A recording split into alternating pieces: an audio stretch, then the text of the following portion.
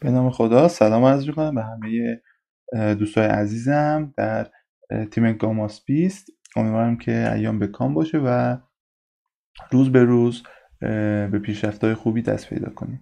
رضا نبوی نژاد هستم، دانشجوی سال 4 پزشکی. در کنارتون هستم با تحلیل شیمی 12 آزمون 19 آبان ماه 1402 کانون قلمچی. دوستان 10 سوال داشتیم این آزمون که 10 دقیقه هم تایم داشتیم برای این آزمون و با توجه به این که توی آزمونمون 10 سوال هست و 10 دقیقه هم وقت داشتیم، انتظار میره که یک دانش آموز متوسط بتونه به 6 سوال از این 10 سوال و یه دانش آموز قوی هم به 8 سوال پاسخ بده. تو همین تایمی که داریم، حالا مثلا ممکنه یه 5 دقیقه هم بیشتر ذخیره کنی از دروس دیگه و تو 15 دقیقه بهش پاسخ بدین، چون تو 10 دقیقه واقعا این 10 سوال وقتی یه ذره سخت بود کامل بهشون جواب داد. خب بریم سراغ بررسی سوالامون. سوال اولی سوال مفهومی و از متن کتاب درسی طرح شده. سوال بسیار خوبیه و بسیار آموزنده است. با ذکر نکاتش میریم به حل سوال. گفته که غلظت، اولا گفته که کدوم مطلب درسته، صورت سوال رو با دقت بخونیم، بعد میریم سراغ گزینه ها. غلظت یونهای موجود در محلول 1 مولار این اسمش چیه؟ ببینید HNO2 بهش میگیم نیترو اسید. بیشتر از محلول 1 مولار HNO3 به اینم میگیم نیتریک اسید. خب دقیقا تو صفحه 23 کتاب درسی بهش اشاره شده. میبینیم که اینجا نیتریک اسید رو گفته و اینجا هم نیترو اسید رو گفته. میدونیم نیتریک اسید یک اسید قوی هستش، خب در حالی که نیترو اسید یک اسید ضعیفیه، خیلی ضعیفه و در مقابل نیتریک اسید همونطور که میبینیم بچه یک موضوع اینجا هست بهش اشاره کنم بعد بریم سراغ ادامه حل سوال. ببینید اگه دقت کنیم میبینیم که اینجا HNO3 یه دونه فلش داره، چون اسید قویه واکنشی که انجام میده، یونشی که انجام میده به صورت برگشت ناپذیر هستش. خب و چی تولید میکنه؟ یون هیدرونیوم یا همون هاش مثبت به اضافه یون NO3 منفی، خب نیترات. خب در حالی که نیترو اسید چون اسید ضعیفیه به صورت برگشت پذیر هست واکنشش. وقتی برگشت پذیره یعنی این که ما تو اون ظرف واکنش هم میتونیم نیترو اسید رو ببینیم، هم میتونیم هیدرونیوم رو ببینیم، هم میتونیم NO2 منفی رو ببینیم و اون در واقع یونشی که انجام میده خیلی کم و جزئیه، یعنی اکثرا ما همون HNO2 میمونه توی ظرفمون و خیلی کم H مثبت و NO2 منفی تولید میشه. خب از این در واقع بخش یک سری نتیجه گیری هایی هم میشه انجام داد. اونم این که شما مثلا محلول 1 مولار نیتریک اسید داشته باشین، اون 1 مولار تبدیل میشه به همون 1 مولار هاش مثبت، 1 مولار هم NO3 منفی. در حالی که شما حتی اگه 100 مولار هم نیترو اسید داشته باشین خیلی کم، شاید مثلا 1/100 در واقع مولارتون تبدیل بشه به هاش مثبت، خیلی جزئی، شاید از این 1/100 هم کمتر، چون اسید خیلی ضعیفیه و قدرت یونشش کمه، ثابت یونشش کم. از این موضوع یک نتیجه گیری میگیریم، اونم این که توی این سوال گفته که 1 مولار نیترو اسید بیشتره غلظت یوناش تا نیتریک اسید. خب خیلی سوال، خیلی گزینه ساده و در واقع غلطیه، سریع ردش میکنیم. میریم سراغ گزینه بعدی. گفته که یون یودید در محلول نیم مولار در واقع دقیقا همین موضوع هم دوباره بهش اشاره شده. ببینید هیدرویودیک اسید خیلی قویه، هیدروسیانیک اسید خیلی ضعیفه. خب 1 مولار این در برابر نیم مولار این یون یودید، یعنی ببینید هاش آی هستش، وقتی میره توی آب آی منفی به اضافه هاش مثبت تولید میکنه، درسته؟ این غلظت یون یودیدی که در نیم مولار یودیک اسیده همون نیم مولار هم به دست میاد. یعنی نیم مولار اگه این بره توی ظرف، با توجه به اینکه ضرایب یکسان و یک هستش، همون نیم مولار یون یودید و نیم مولار یون هیدرونیوم رو به دست میاریم ازش. خب ولی وقتی هیدروسیانیک میره توی همون میره توی یک آبی و یونش پیدا میکنه، حتی اگه 1 مولار هم ما هیدروسیانیک اسید داشته باشیم، چون برگشت پذیره یه دونه هاش مثبت میاره و یه دونه هم سی منفی، منتها خیلی کمتر از 1 رو یونش میکنه. شاید مثلا 10 به توان منفی 5 باشه، مثلا اینجوری خیلی کم اندازه. برای همین این مورد هم رد میشه چون نوشته کمتر بخاطر این مورد. و گفته که یون هیدرونیوم حاصل از یونش اسیتیک اسید در آب مربوط به اتم‌های هیدروژن متصل به کربونه، خیر متصل به اکسیژن. ببینید اسیتیک اسید چی هستش؟ این اسیتیک اسید ماست. خب حالا اینجا هم یه اوهاش بهش وصل کنیم، این هم در واقع سی هاش سی هستش. حالا اینو میتونیم اینجوری هم رسمش کنیم، سی هاش. نکته قابل توجه اینجاست، میگم ببینید این گروه عاملی این هستش. خب و این اوهاشه میاد وصل میشه به این گروه عاملیه. خب سی او خیلی مهمه دیگه، به این قسمت وصل نمیشه. اینجا نیاین اوهاش بکشه، این کاملا غلطه، کار غلطی. خب با توجه به این نکاتی که گفتم، این وقتی میره داخل آب، این قسمت این هاشه جدا میشه ازش. خب این هاشه ازش جدا میشه، نه این هاشه.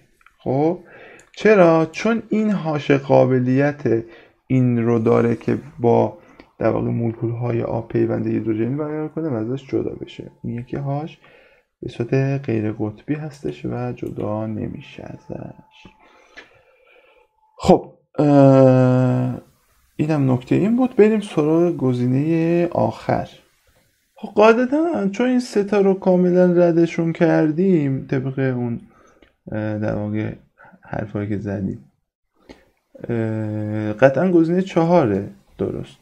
حالا اینجا نوشته مخلوط شامل محلول های هیدروبرومیک اسید HBr و نیترو اسید در آب. اینم که نیترو اسید HNO2. خب 3 تا گونه مولکولی و 4 گونه یونی وجود داره. خب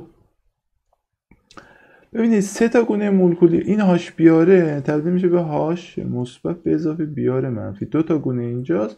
خب قاعدتا 2 تا گونه هم اینجا خواهیم داشت دیگه، هاش مثبت به اضافه NO2 منفی. حالا البته اینجا یه انتقادی هم به طرح وارده که خب این گونه یونی شما، این هاش مثبت هامون که همونن، منتها چون شاید میگه که حالا جنس اون هاش مثبت شاید متفاوته یا حالا هر چی، این گونه در نظر داشته. و ادامه بحث اون اینجاست که ما 4 تا گونه مولکولی داریم. چرا؟ یه دونش گونه مولکولیمون که خود آبه، یه دونه گونه مولکولیمون این HNO2 گفتیم برگشت پذیر هستش، بس خودش هم تو آب هستش. یه دونه هم خود اینه. خب و یه دونه هم به مقدار بسیار ناچیزی، بسیار ناتیج HBr خواهیم داشت توی آب. در نتیجه واسه همین گفته که 3 تا گونه مولکولی داریم. کلا این گزینه یک ذره جای ابهام داره توش، ولی به هر حال با توجه به این که گزینه‌های 1 و 2 و 3 خیلی دیگه غلطن و اینا، گزینه 4 رو به عنوان جواب صحیح انتخاب میکنیم. خیلی سوال خوبی بود این سوال. و ما بریم سراغ سوال بعدی. گفته چند مورد عبارت‌های زی در رابطه با واکنش‌های تعادلی درسته. ببین واکنش‌های تعادلی چیا هستن؟ همون واکنش برگشت پذیری که گفتم بهتون به اسیدهای ضعیف. خب اینا تا یه حدی انجام میشن، از یه حدی به بعد سرعت واکنش ثابت میشه. یعنی سرعت واکنش رفت، یعنی اون واکنشی که تبدیل میشه با سرعت تبدیل میشه به فراورده تولید میکنه با سرعت واکنش برگشت چون اون فراورده هم همزمان تبدیل به واکنش دهنده میشه تو این واکنش تعادلی خب برگشت پذیریمون. چرا این برمیگرده سر جاش؟ چون اون فراورده‌ای که تولید میکنه پایدار نیست، ناپایداره، واسه همین نمیتونه تو همون فراورده بمونه، برمیگرده سر خونه اولش. خب این از این. و اما بریم سراغ نکته های این سوال که من نکات رو تو همون هر عبارت بهتون میگم. این سوال خیلی سوال خوب و آموزنده، حتما نکاتش رو یه جا یادداشت کنید.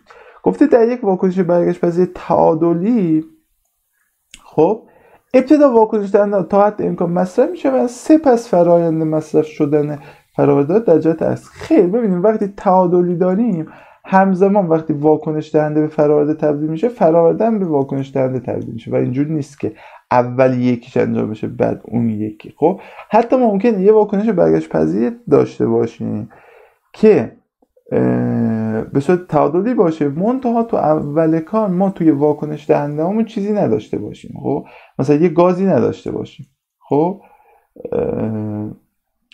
یه گازی داریم مثلا به اضافه یه محلولی داریم که تبدیل شده و برگشته، حالا دوباره یه محلول به اضافه یه محلولی داریم دیگه، AQ به اضافه AQ داریم. خب فرض کنیم که تو ابتدای کار این گازه رو نداریم فرضاً. خب چون اینو نداریم و میخوایم به صورت تعادلی باشه این دوتا تبدیل میشن به گاز، یعنی اول فراورده مصرف میشه ولی بعد دوباره همون واکنش دهنده مثلا میشه و به تعادل میرسه و سرعت ثابت میشه. این رو هم خواهیم داشت، فکر کنم تو تستا هم دیده باشین همچین سوالی رو. خب حالا بریم سراغ بقیه سوال. گفته که پس لزوما اینجوری نیست که ابتدا واکنش دهنده تا حد امکان مصرف بشه از این حرفا، چون نوشته برگشت پذیر تعادلی همزمان با اینکه واکنش دهنده مصرف میشه فراورده هم مصرف و تولید خواهد شد. این عبارت غلط شد. بریم سراغ عبارت بعدیمون. حضور همزمان مواد واکنش دهنده و فراورده در مخلوط پایانی یک واکنش را میتوان نشانه ای از برگشت پذیر بودن آن دانست. بله، چون میتونیم، چون گفتیم میتوان لزوما هم اینجوری نیست، حالا میتوان نوشته نشانه از برگشت پذیر بودن آن باشه. چرا؟ چون ما همزمان میبینیم که هم فراورده هست هم واکنش دهنده هست. این ممکنه تعادلی باشه چون هم همزمان دارن به همدیگه تبدیل میشن و همزمان هم دارن مصرف میشن و تولید میشه.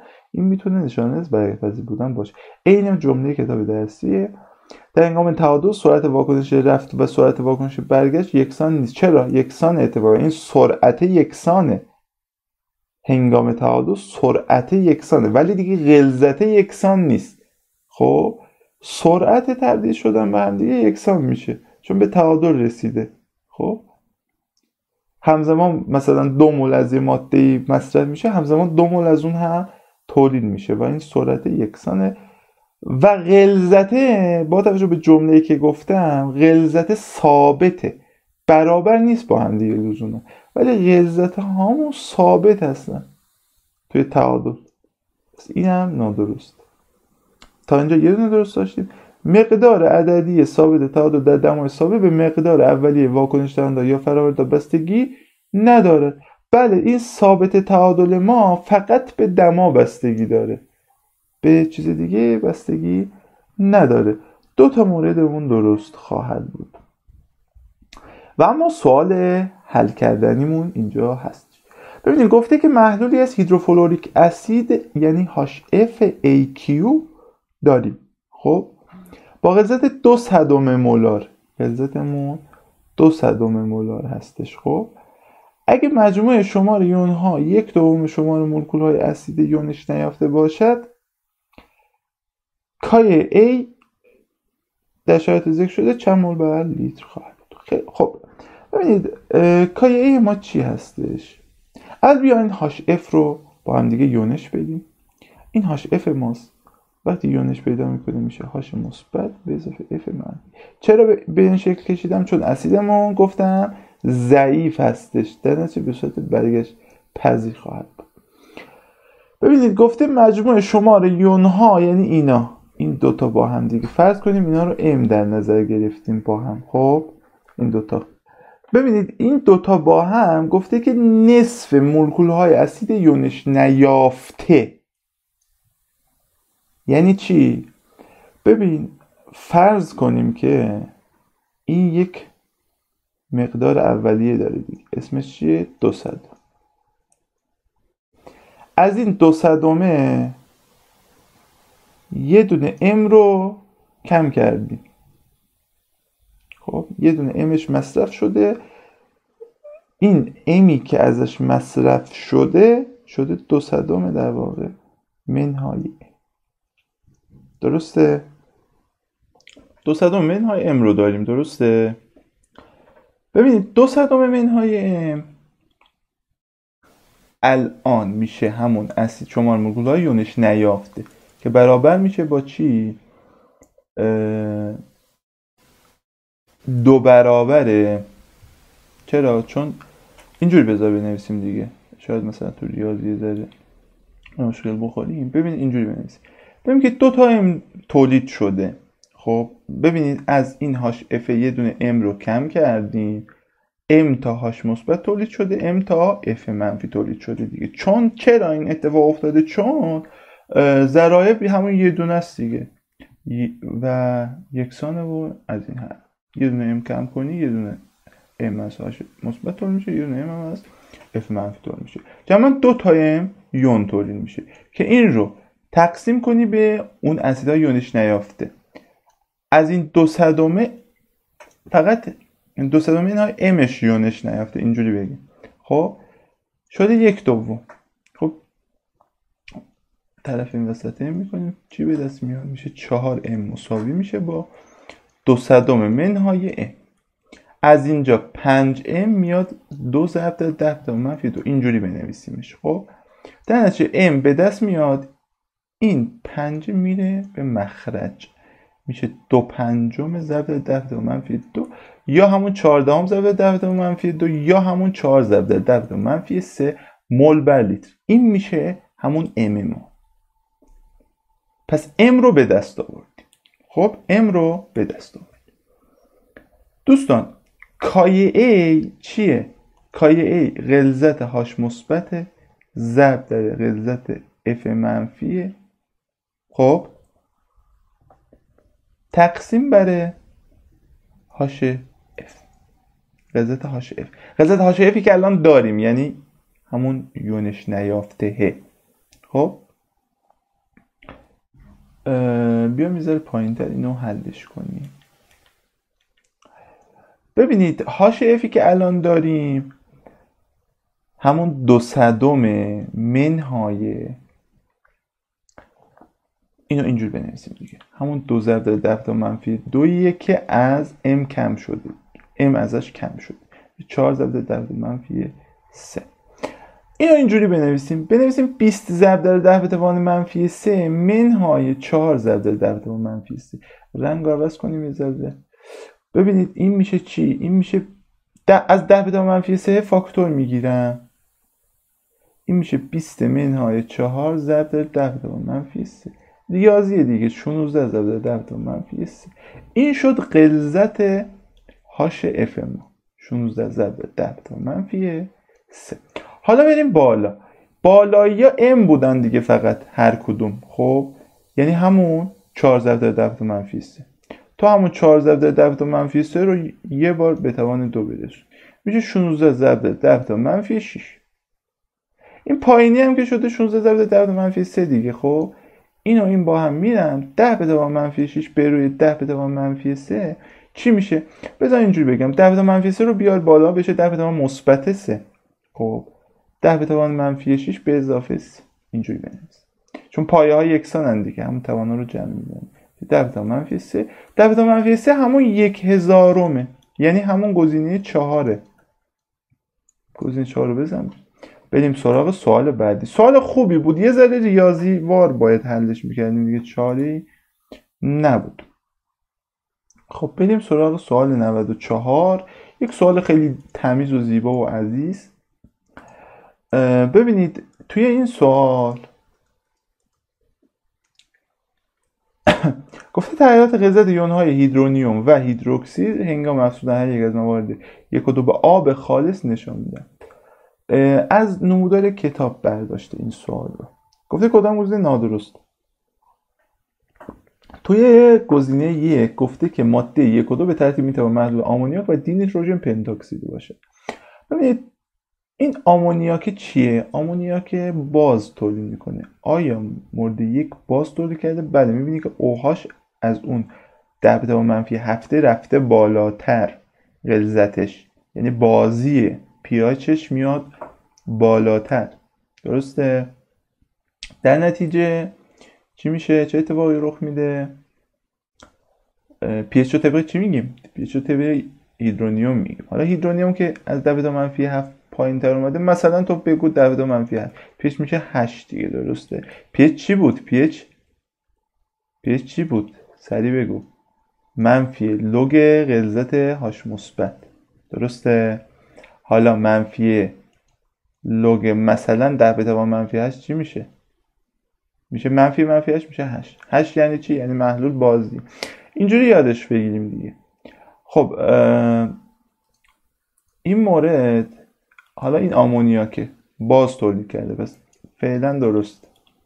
دینیتروژن پنتاکسید میتونه باشه. بله، دینیتروژن پنتاکسید یک ترکیب مولکولی نافلزیه، اسید تولید میکنه. خب در نتیجه این هم اسید تولید کرده دیگه. H مثبت رو نگاه کن، هیدرونیوم ببین چقدر زیاد شده، پس این هم pHش کم میشه و اسیده. این گزینه درست، ولی این از ما گزینه نادرست است. اگر در پایان فرآیند 2، یعنی این فرآیند، غلظت یون هیدرونیوم این همه مولار باشه، غلظت یون هیدروکسید هم این همه مولاره. یه محاسبات ساده داریم. ببینید همیشه H مثبت رو اگه ضرب در OH منفی کنیم، اون 10⁻14 رو باید واسمون به دست بیاره دیگه تو این اسیدهای در واقع ضعیفی که داریم. خب حالا این چجوری به دست میاد؟ چطور به دست میاد؟ البته این حرفی که گفتم لزوما واسه اسید ضعیف نیست. این در واقع فراینده کلا صادق هستش تو در واقع محلول هامون، تو این دمای در واقع 25 به آب خالص وقتی اضافه میکنیم. خب دوستان، ما هیدرونیوم مگه این نیست؟ 1.25 نیست. 1.25 رو بنویس 5/4. 5/4 ضرب در 10⁻4 رو ضرب در یه عددی ایکسی کردی شده 10⁻14. خب 10⁻14. همه اینا رو بردار ببر این سمت. برن این سمت، همشون معکوس میشن. این میشه 4/5. این هم میشه 10⁻⁻4. چی به دست میاد؟ یک ذره شلوغ شد اینجا حقیقتش. خب اومدیم پایین تر. خب اینو خودتون ضرب کنید ببینید چی میاد. آقا اینجوری بریم جلو دیگه. x رو بنویسیم، 4/5 رو بنویسیم 8 ضرب در 10⁻1 یا همون 8 دیگه میشه 8 ضرب در 10⁻1. این هم میشه 10⁻4. این هم میشه 10⁻14. -14 و 4 میشه 10⁻10. یه دونه هم اینجا یک داریم، میشه 8 ضرب در 10⁻11. سوال چی گفته؟ این هم همونو گفته دیگه. گفته همین مقدار مولار. خب این قسمت ها رو پاک کنیم که یه ذره آرومتر در واقع باشه. بریم سراغ گزینه سوم. گفته با قرار دادن کاغذ pH در محلول 2 رنگ آن قرمز میشه. رنگ زمانی قرمز میشه که اون محلولمون اسیدی باشه.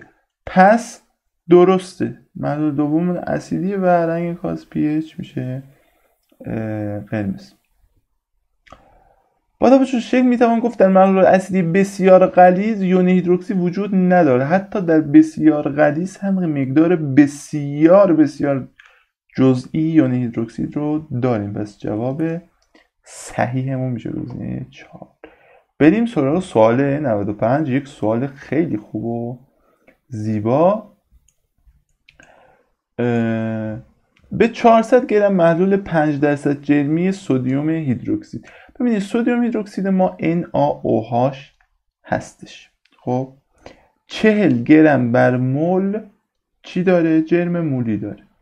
شما وقتی یک 400 گرمی دارید که 5% جرمیه، یعنی از 100 گرمش 5 گرمش رو همین سدیم هیدروکسید دادی، اون 95 گرم دیگه اصلا ناخالصیه. خب چند گرم شما سدیم هیدروکسید در واقع داری؟ شما در واقع 20 گرم سدیم هیدروکسید رو داری. این از اینجا تا اینجای کار این مسئله اصلی ما این بود.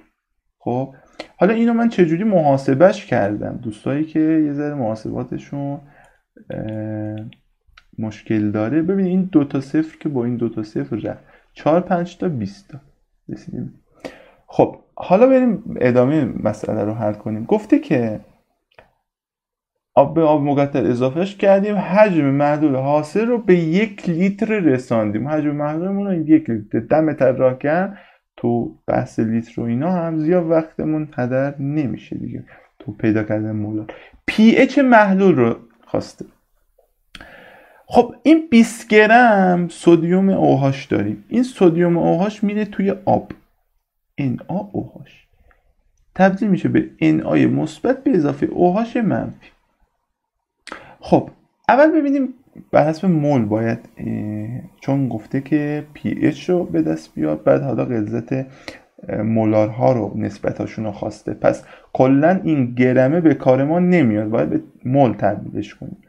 ببینید به ازای هر، اینجا گفتم دیگه همون اول کار گفتم که سدیم OH 40 گرم بر مول هستش، یعنی 40 گرم تو هر 1 مول داره، پس 40 گرم تو هر 1 مول داریم دیگه. ببینید اینجوریه که شما تو کسر تبدیل بایستی طوری باشه که در واقع طوری بنویسین که اینا با هم ساده شن، یعنی این گرم رو که تو صورت نوشتی تو این بخش بعدی گرم باید تو مخرج قرار داده بشه. خب 20 با 40 ساده میشه، میشه 1/2، میشه 1/2 مول یا همون نیم مول.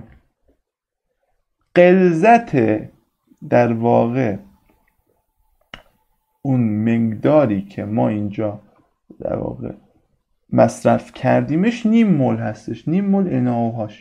خب این از نیم مول NaOH داره. pH خواسته.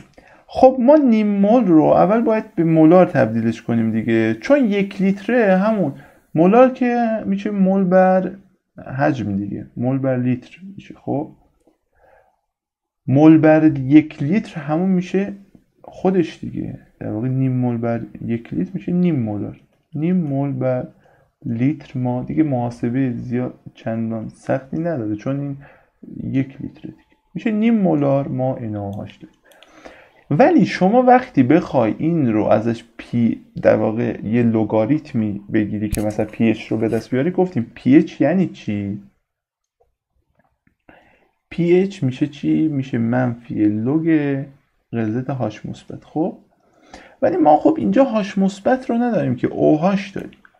اول از همه میگیم که ببین این NaOH ما وقتی ازش نیم مول بر لیتر رو مصرفش کنی، با توجه به اینکه ضرایب یکیه اینجوری بریم جلو، بگیم آقا نیم تا از این مصرف کنی، نیم مول بر لیتر از این مصرف کنی، چون ضرایب یکی تو یه دونه از NaOH مصرف کنی یه دونه هم OH بهت میده. خب در نتیجه همون نیمه میمونه سر جاش. با کسر تبدیل میشه رفت اینجا ضریب رو بنویس، بگو نیمه ضریب اون یکی هم که OH هر رو بنویس، اونم نیم به دست میاد. خب پس OH منفی شما نیم تا NaOH مصرف کنی، نیم تا هم OH منفی به دست میاد. خیلی آسونه ها، یعنی راحت میشه به درک این موضوع رسید. خب حالا این نیم مول بر لیتر OH ما بخوایم ازش لگاریتم بگیریم، در واقع pH به دست نمیاد، POH به دست میاد. خب وقتی POH رو پیدا کردی از 14 کمش کن، pH رو به دست بیار. خب این نیم مول بر لیترت رو بریم پایین تر، pOHش رو به دست بیاریم. ببینید نیم مول بر لیتر رو بخوام ازش پی او هاش به دست بیاریم میشه منفی لوگ نیم که میشه منفی لوگ 5 ضرب در به منفی 1 دیگه، درسته؟ که میشه منفی لوگ این در به منفی 1 همونشه به اضافه لوگ، بذار کامل دیگه بنویسم، در به منفی 1 مساوی شد منفی لوگ 5.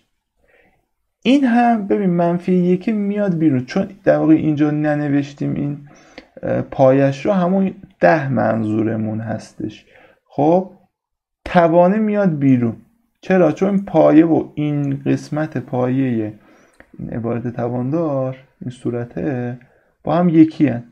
پس اینا رو همون توانش رو میاریم بیرون. اینا میشه 1 که میشه منهای 1. چون دفت منفی 1 میاد بیرون میشه منهای 1. خب عزیز، ما اینجا منفی لوگ داریم. منفی ببین لوگ 5 چنده؟ لوگ 5 رو حفظ کن دیگه، 7 هم منهای 1 میشه منفی 3 هم. یه دونه هم منفی پشتش بخوره میشه مثبت 3 میشه مثبت 3. خب بیایم بالاتر یه لحظه. اینجا ما شد مثبت 3 پی او هاش ما شد مثبت 3.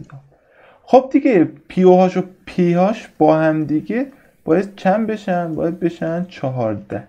یکی شده 3 اون یکیش هم باید بشه 13 و 7 دیگه. پس 3 و 4 رد میشن همین. یا گزینه 1 درسته یا گزینه 2. گفته نسبت یون هیدروکسید به یون در واقع هیدرونیوم.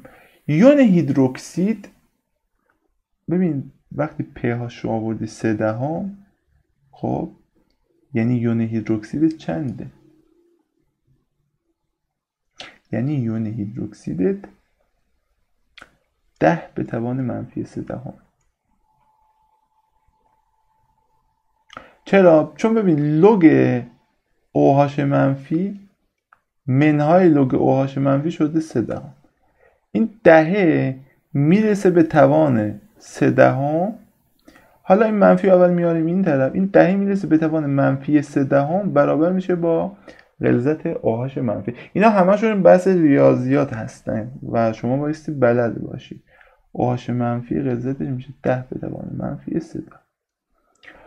غلظت در واقع pH چند میشه؟ یعنی یون هیدرونیوم چند میشه؟ اونم میشه 10 به توان منفی 13 و 7 دیگه، درسته؟ اینا رو به هم تقسیمش کن. ببین یه بحثی هست اینجا، بذار این رو مطرح کنم. ببین محاسبات این یه ذره سنگین خواهد بود. چرا؟ چون شما باید این رو اینجوری بنویسید که 10 به توان مثلا منفی 3 به روی 10 به توان منفی 13 و 7 میاد بالاتر میشه 13 7 منهای 3 میشه 10 به توان 13 و 14. درسته؟ و خب شما می نویسید 10 به توان 13 ضرب در 10 به توان 14. اینجا یه ذره باید از زرنگی استفاده کنیم. بین دوتا گزینه اگه نگاه کنیم، این 10 به توان 14 یه عدد یه مثبتیه دیگه، درسته؟ ضرب در 10 به توان 13 میشه. اینجا نوشته یه عدد مثبت ضرب در 10 به توان 12. پس قطعا این مورد غلطه و گزینه 1 جواب ما خواهد بود. یه مدل این هستش دیگه، محاسبات کاملش رو انجام ندیم. یا اینکه بیایم اینجا ببین مگه همون اول نیم مولار نبود OH ما؟ نیم مولار نبود مگه؟ خب این 5/10 باید ضرب در یه عددی بشه 10 به توان منفی در واقع 14 مول بر لیتر دیگه، درسته؟ ضرب در چی باید بشه؟ ببین 5 ضرب در 10 به توان منفی 1 باید ضرب در یه عددی بشه برابر بشه 10 به توان منفی 14. خب اینو کلا معکوس میکنی میاری این طرف دیگه. اگه بیای این طرف معکوس میشه، جواب میشه x مساوی میشه با 1/5 ضرب در 10 به توان 1 ضرب در 10 به توان منفی 14. 1/5 همون 2 یعنی همون 2 با 10 میشه 2 ضرب در 10 به توان منفی 14. x ما میشه 2 ضرب در 10 به توان منفی 14. حالا چون هیدروکسید به روی هیدرونیوم رو خواسته، یعنی 5 ضرب در 10 به توان منفی 1 رو به روی 2 ضرب در 10 به توان منفی 14 خواسته. 5 دوم میشه همون 2.5. 2.5 منفی 14 بیاد بالا میشه مثبت 14 با منفی 1 میشه مثبت 13. 2.5 ضرب در توان 13. جواب میشه گزینه 1. این شد حل این سوال ما.